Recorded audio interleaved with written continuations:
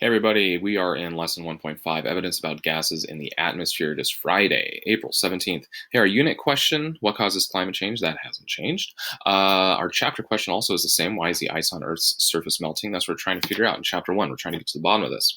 And then our investigation question, that's actually the same as yesterday. What kinds of changes to the atmosphere could affect how much energy is absorbed by Earth's surface? Now, yesterday we addressed this question by looking in the sim and conducting some experiments in the sim where we actually did change concentrations of gases in the atmosphere to see how they affected energy absorbed by the Earth's surface. Let's go ahead and look at what we should have gotten for our results for that simulation.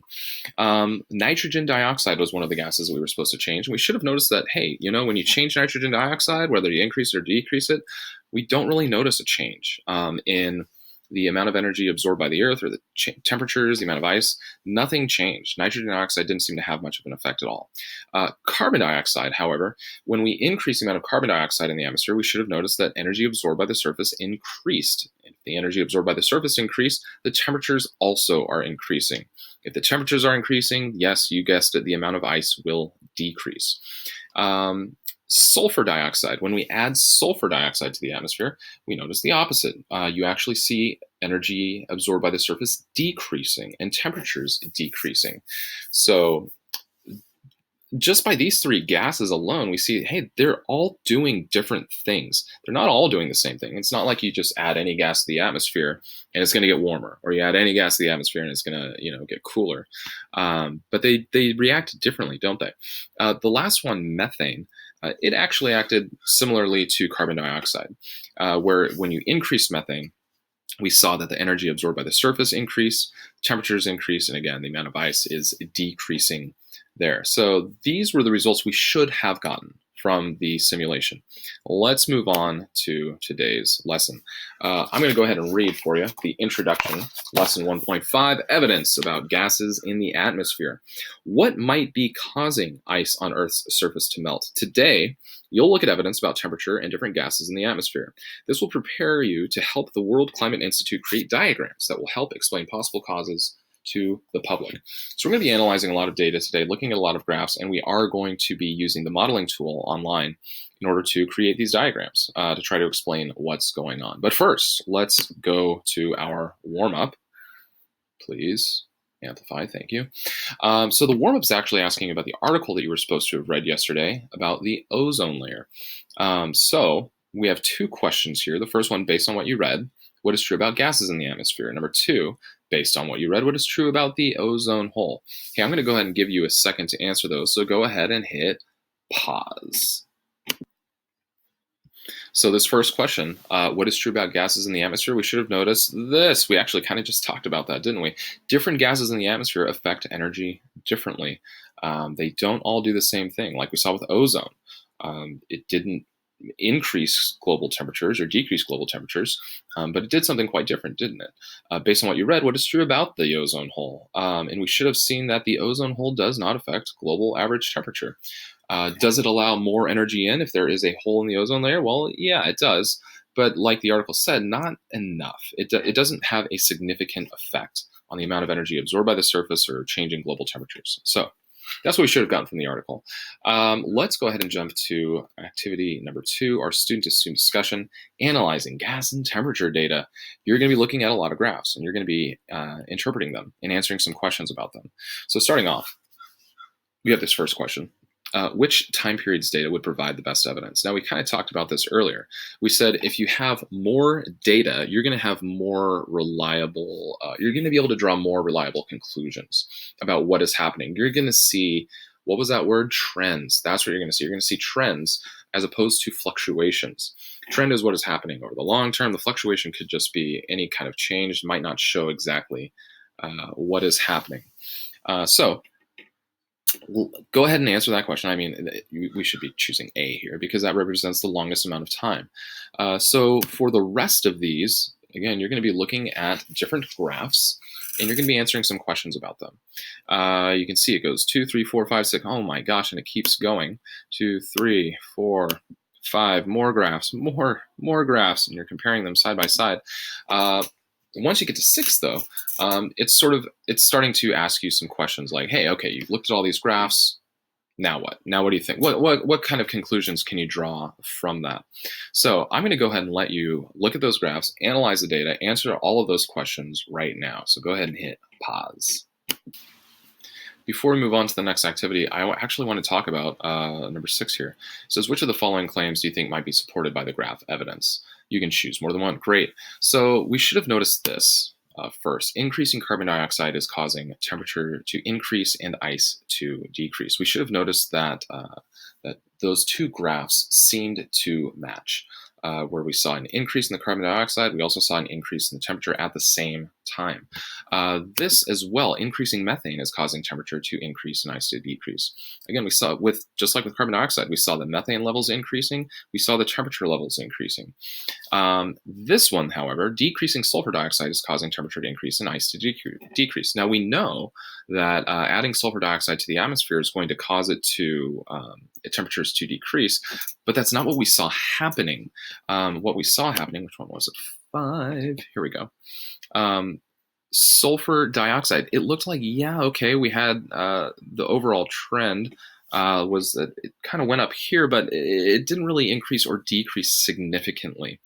Where global average temperatures, they were steadily increasing. So we don't see a match here. We don't see like, oh, sulfur dioxide is really dropping as global average temperatures are increasing.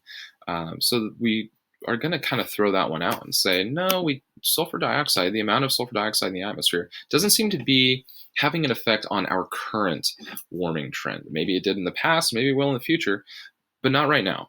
So next thing you're going to do is the modeling tool. Ta-da! All right. Oh, actually, do we have a letter, I think, from Dr. Irene?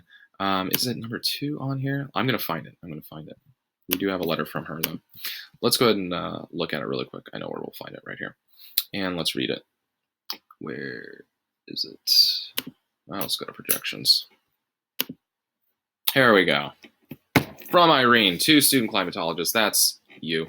Subject, first models. Thank you for your great work so far. By the end of your investigation today, it seems like you'll have some good ideas about what is causing the decrease in ice on Earth's surface. We'd like to create some simple diagrams for our website. Ooh, you're a web designer, right? That can explain possible causes to the public. Even if you don't have it all figured out yet, please use your Earth-changing climate modeling tool to make a diagram that shows one of your ideas, one that you have evidence to support. Modeling ideas in this way is an important skill that climatologists and other scientists use to clarify our ideas and to communicate those ideas to others. I look forward to seeing your models. Yeah, that is so important, being able to communicate this information to people, not just knowing it, but sharing it and getting that knowledge out there. So for the modeling tool, let me show you how it works. It is very, very simple. It's pretty much just dragging and dropping. But let's go ahead and click on it, ice and temperature. Now we're supposed to model, what did it say? An idea that you can support with evidence. What evidence can we use? Well, we can certainly use our readings that we've done so far. We can use the evidence that we collected in the sim yesterday to show increases and decreases in gases in the atmosphere and how they affect energy. Let's go ahead and jump into this modeling tool to see what we're actually dealing with here.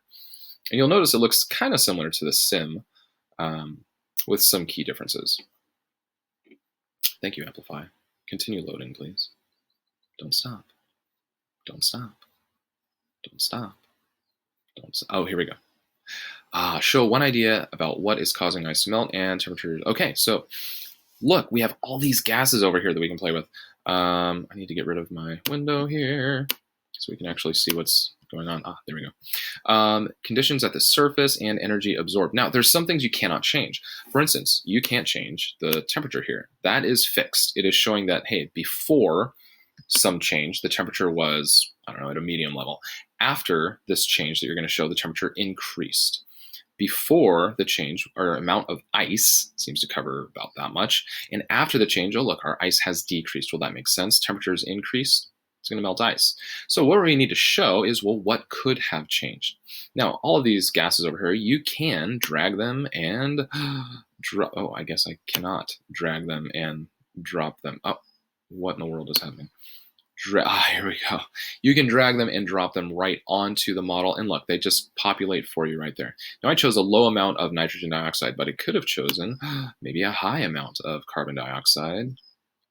I'm sorry, nitrogen dioxide. Ooh, and look at that. So again, what you're showing is what kind of change in the atmosphere could have happened in order to make temperatures increase and ice decrease. Energy absorbed, choose these as well. You can drag and drop again. Ooh, and it gives a nice little glow. The more it's glowing, it shows the more energy that the surface is absorbing. So do that. Go ahead and hit hand in. Now, ooh, key thing, only show one gas.